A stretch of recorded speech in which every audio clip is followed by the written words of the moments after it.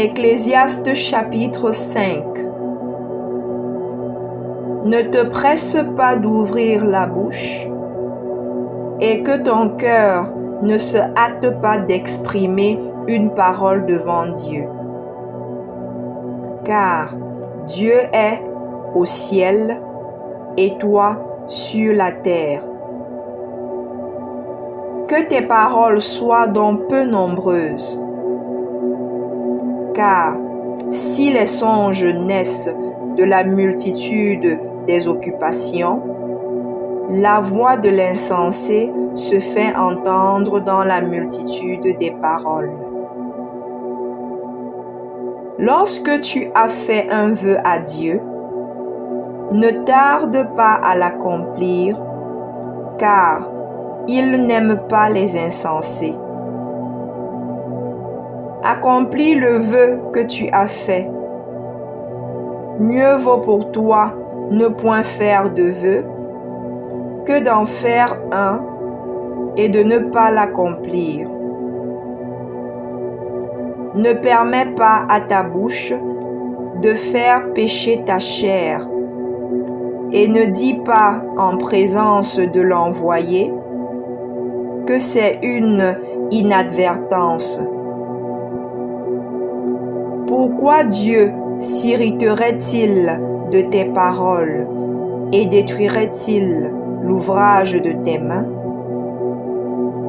Car s'il y a des vanités dans la multitude des songes, il y en a aussi dans beaucoup de paroles. C'est pourquoi crains Dieu.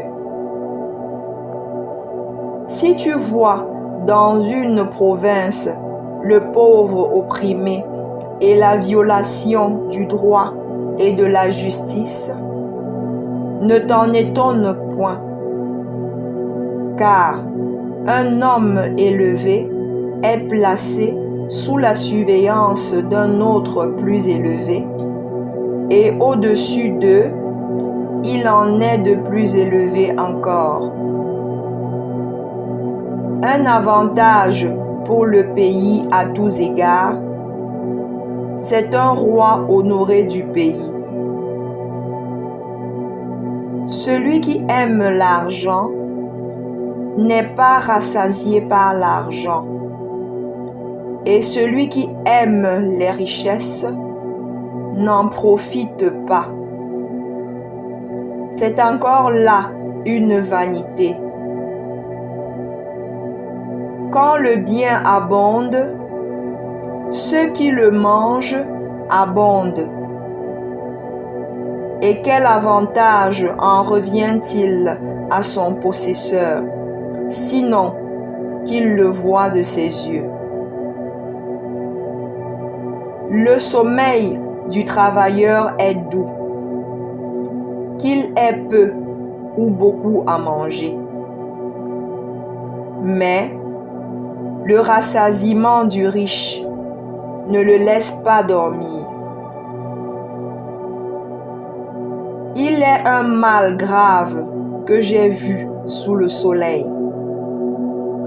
Des richesses conservées pour son malheur par celui qui les possède. Ces richesses se perdent par quelques événements fâcheux. Il a engendré un fils et il ne reste rien entre ses mains. Comme il est sorti du ventre de sa mère, il s'en retourne nu, ainsi qu'il était venu, et pour son travail, il n'emporte rien qu'il puisse prendre dans sa main.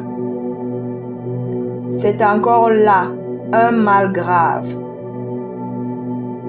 Il s'en va comme il était venu, et quel avantage lui revient-il d'avoir travaillé pour du vent? De plus, toute sa vie, il mange dans les ténèbres, et il a beaucoup de chagrin, de maux et d'irritation. Voici ce que j'ai vu.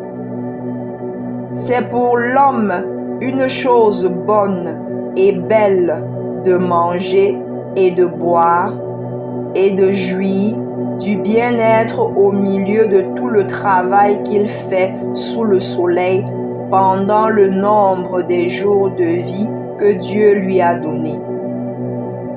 Car c'est là sa part.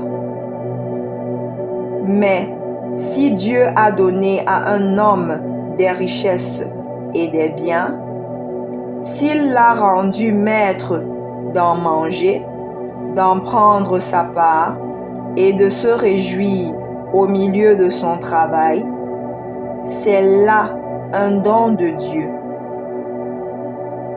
Car il ne se souviendra pas beaucoup des jours de sa vie, parce que Dieu répand la joie dans son cœur.